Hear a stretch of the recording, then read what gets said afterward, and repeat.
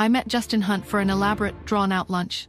I was clearly impatient and tried to steer the conversation towards Pete's mother and Justin's past, much to Justin's discomfort.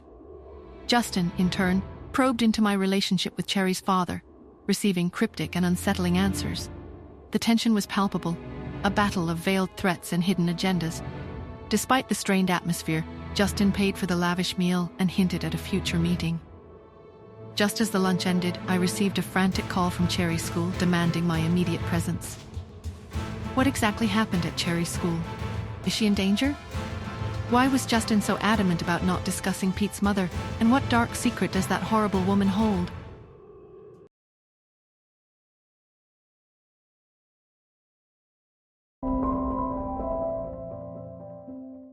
When I reached the school, I strode through the entrance until I spotted Miss Lynn, Cherry's teacher, rushing toward me. "Miss Smith," I cut her off sharply. "Are all the kids okay?" She hesitated, momentarily caught off guard. "Yes, they are." "And the teachers?" She was confused. "Yes, they're fine." My eyes narrowed. "So who did Cherry beat up?" "The security guard?" Miss Lynn's mouth opened. "What?" "No, Miss Smith, Cherry fainted."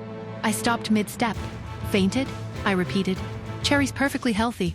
She must be faking it." Miss Lynn looked exasperated. "No, she really fainted." For the first time I was concerned about Cherry. "Where is she?" "In the dance studio," Miss Lynn said. Without another word, I followed her. I walked in to find a group of teachers hovering around Cherry, who was lying on a mat. A girl in a dance costume, Chenade Lowe, was crying dramatically beside her. The school doctor stood up as soon as I entered. "Don't worry, Miss Smith. I've checked her. She's fine. She likely fainted due to distress." I knelt beside Cherry, taking her wrist. Her pulse was strong, too strong for someone who had actually fainted. Oh, this little actress. Cherry remained motionless, but I lightly tickled her palm. She twitched. Then she tickled me back. "Mommy," she whispered, "don't tell on me." I coughed, masking my amusement. "What happened?" Whitney Lowe, Chenade's mother, stepped forward. "Your daughter is so short-tempered and sensitive," she started. "Just one little argument and she faints." I didn't blink. "And yours cries for hours because someone else danced better?" Whitney's smirk faded, but she recovered quickly. "Talent without discipline is nothing," she scoffed. I turned my gaze to Cherry, who was now fully alert, sitting up with an innocent expression. "Guess we'll see about that," I murmured. "Your daughter has a poor physique," Whitney declared. "Too stiff and awkward. She should be replaced." From beside her, Chenade clapped gleefully. "Yes, replace her. Don't let her go on stage." Miss Lynn, visibly tensed, spoke up. "But I think Cherry danced pretty well just now." "Which part of that was good?" Whitney scoffed, cutting her off. "Who's the professional here, you or me?" "Miss Lynn," I said. "Would Cherry be allowed to participate if someone more qualified than Mrs. Lowe vouched for her talent?" Whitney's smirk twitched. Her arms tightened across her chest. "Until you prove otherwise," Whitney said. "Cherry is banned from my classes." With that, she turned to leave. I smoothly stepped in front of her, blocking her path. She froze, her irritation evident. "What are you doing?" she snapped. "Mrs. Lowe, shouldn't you apologize for bullying my daughter?" "Absolutely not." I took a step closer. "You will apologize," I said, "or you won't like the consequences." For a moment, Whitney shivered. "I'm sorry," she muttered. I yawned, stretching slightly before turning to Cherry. "Let's go." As the door swung shut behind us, I could almost hear Whitney screaming. Then, "I'm calling the police." Whitney's furious voice rang out behind us. "She threatened me. I'll have her arrested." The principal strolled into the dance studio and walked toward Whitney Lowe. His voice was calm but authoritative. "Mrs. Lowe, we don't know who Miss Smith is," he began. "But we've been instructed by certain important people to treat her with the utmost respect. We can't afford any trouble." For a brief moment, Whitney's face twisted with disbelief. "Important people? What does that mean?" On our way back home, Cherry sat in the front passenger seat. "Mommy, will you be asking Aunt Tanya to come back to America for my sake?" she asked. I raised an eyebrow. "No, why would you think that?" Cherry folded her arms. "But Aunt Tanya loves dancing, and she's better than Mrs. Lowe." A quiet chuckle slipped from my lips. "Smart girl. She's coming next week to judge a festival, that's all." Cherry's face lit up instantly. "Oh, that's so exciting." As we stepped out of the car and headed inside the Anderson mansion, Cheryl rushed toward us. "Nora," she called out, "I really want to thank you for the formula." Cheryl's grin widened as if she'd been waiting for the perfect moment. She said, "I want to take you out for drinks. You have been very nice to me, Nora." I smiled. "Yes, we'll. Sure. Soon." Back in my room, I sank into an armchair, pondering how to get Cherry back into the dance team.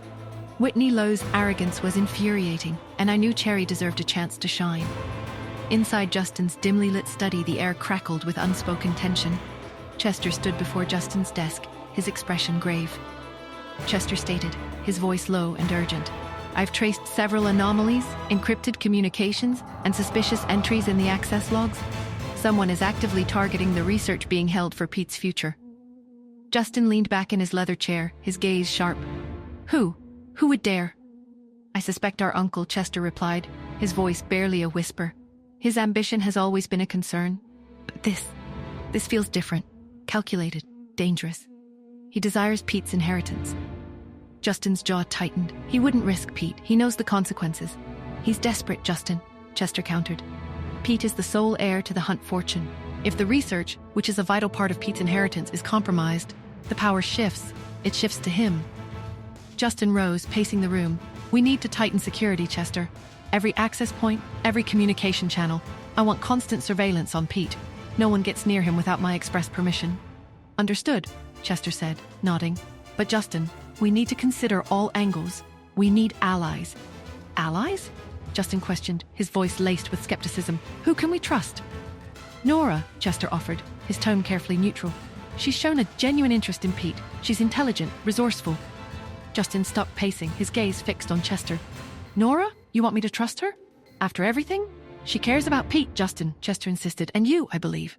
We need to consider all options, especially now. She could be an asset in protecting the research, and therefore Pete." "I appreciate your concern, Chester," Justin said, his voice firm, "but I won't use Pete as a pawn. I won't use anyone as a pawn. I still have reservations concerning Nora, and I will not risk Pete's safety. We must focus on securing the research that is being held for Pete and finding out who is trying to harm him within our own family." Chester sighed, his gaze dropping. "As you wish, Justin, but I fear we are underestimating the danger. We need to act quickly." Justin nodded, his expression grim. "Then we will act. But we will do so with caution and with absolute certainty." Inside Justin's dark room, Chester's worries felt heavy. Someone in their own family was trying to steal the important research meant for Pete. Justin knew he had to protect Pete, but he didn't know who to trust. The big house, that was supposed to be safe, now felt dangerous. He tried to think, to find who was the enemy, but he kept asking himself, who in his family would hurt Pete? And should he trust Nora, like Chester said, even though he didn't want to? Could he protect Pete and the research by himself? And was it already too late?